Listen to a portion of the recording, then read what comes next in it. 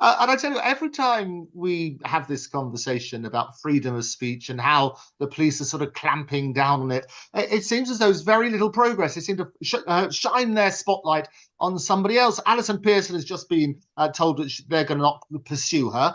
We now, however, have Mahyar Tousi on his sort of basis. He may be arrested today. Do you know him? What's your take on it, Mahyar Tousi?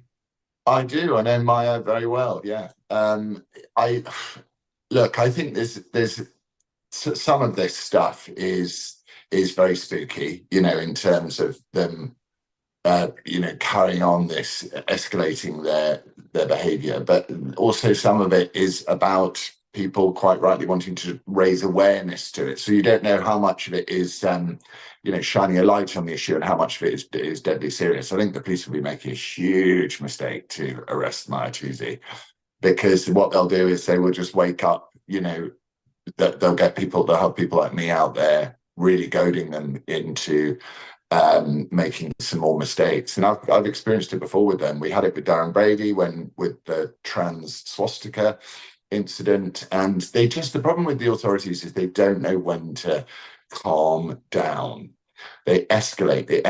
They don't know when to back down, and we'll just have to see whether we're going to be confronted with a government who are going to double down on their mistakes, or whether they're going to take stock and think clearly and carefully about, is this the direction of travel they want? Because they're playing with fire, as far as I'm concerned. Yeah, and for those who don't know, the full background to this, it won't necessarily be familiar to everybody. An Iranian-born political YouTuber. He runs the UK's most successful online geopolitical news outlet.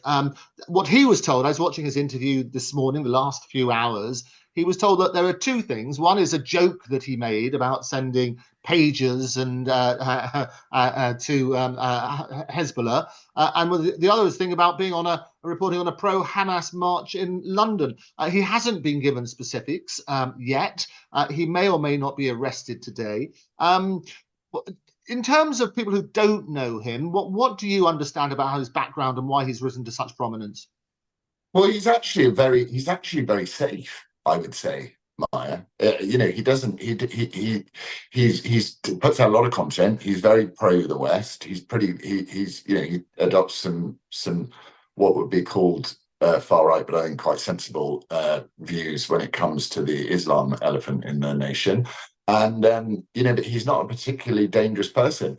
And I'm sorry, you can make jokes about sending pages to terrorists. I think that's these people massacre innocent people all the time. So surely one can mock them. It's your right to mock people, and just because one comes from a so-called sanctified class in the United Kingdom, it doesn't mean that you can't use your free speech to mock and ridicule them. I think actually the more we mock and ridicule them, the more we resist the blasphemy laws that certain communities want to bring into the United Kingdom.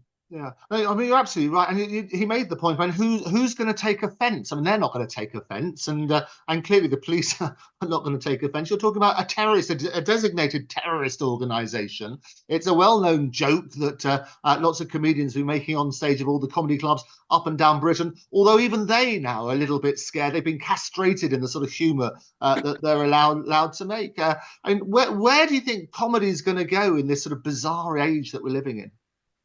Well, comedy like art has taken a really bad turn because, free speech comedy relies on free speech. Without it, you don't have comedy. And art does as well. And I can understand that people lived in censorious times before. But, when was the last time you actually saw a very funny comedy skit? Ricky Gervais can be very funny. There are some American comedians who are very funny. But I couldn't name you a British comedian who really makes me howl with laughter, or a great British film or song that I've listened to in quite a long time now. That may just be a sign of the fact that I'm getting old. But I watched See No Evil, Hear No Evil last night with Richard Pryor and Gene Wilder, and it is one of the funniest films in the world. Deeply politically correct. They mock each other. They're mocking disability. They're mocking skin color, and it's funny. And people need that comedy in their life. It's not, just because, these non-crime hate incident rubbishes, they're victimless crimes. to the point where they won't even tell you who the person who was that you've offended. I don't want to live in a world that panders to the permanently offended. They're the ones that ruin Christmas. No, absolutely. And you look at these crime hate incidents. There were 13,000 reported, and they're just nonsense. You talk about somebody smells like a fish, or you call them a leprechaun, or you call them a Leonard, or things like this. And all of those have been recorded as non-hate crime incidents. And the problem is it stays on somebody's record for about 6 years, and it could affect their employment. What should they do about these things? Alison was talking about you should just abolish them. It's just an absolute nonsense. What's your take? They've been told, Harry Miller's case, they've been told to stop doing it, but they don't care. So again, typical of the British police, they double down. So instead of going, well, now we'll get rid of non-crime hate incidents, they turn them into actual crimes. So they say this could be an actual real crime now. So instead of winding back on something so silly and Orwellian as a non-crime hate incident, they go, well, the logical conclusion is to turn non-crime into an actual crime. And, we should resist it from the bottom of our being. It's, without free speech, you have nothing. There's nothing in it. Everything is just wallpaper and decorations in a society without free speech.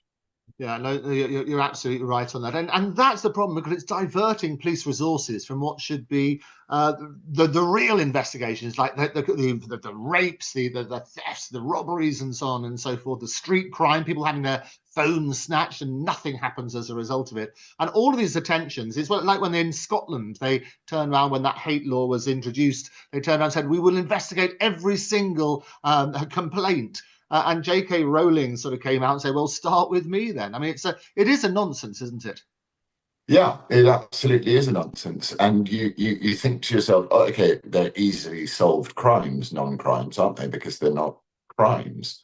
But the police resources, we do not pay to have our speech. We do not pay into the state to have our speech policed. And also, this is not applied equally. You have had, obviously got the appalling stuff of the fact that first-time child sex predators are being given suspended sentences, while people who tweet are not. I mean, that in itself is an egregious unbalance of what true justice is. But we do not pay our money to have our thoughts policed by the police. We expect them to go out and solve real crimes. That's what we expect them to do, and that's what they should do. And if they don't start doing it, then I really think people should genuinely start thinking about whether they want to pay taxes into this system. We pay taxes into a system where you can barely get a hospital appointment, a dentist appointment. You have to pay extra money, whilst illegal people in this country here illegally are receiving free accommodation, free healthcare, private healthcare, and we're treating our own citizens like second-class citizens, and we're treating those who come here under the pretense of seeking refugee status as an anointed and protected class. And you've got these people driving down the road, down the Edgware Road, with Palestine flags out their roofs saying, commit sexual assault against Jewish people and murder their daughters. You've got that, and no further action. That, to me, if you want to have a hate crime, a religiously motivated or hate crime, then that seems to tick all the boxes. But no, if you're part of the anointed class in the United Kingdom, which is anyone who isn't white and working class, as far as I can tell, you can say whatever you want. You get off scot-free.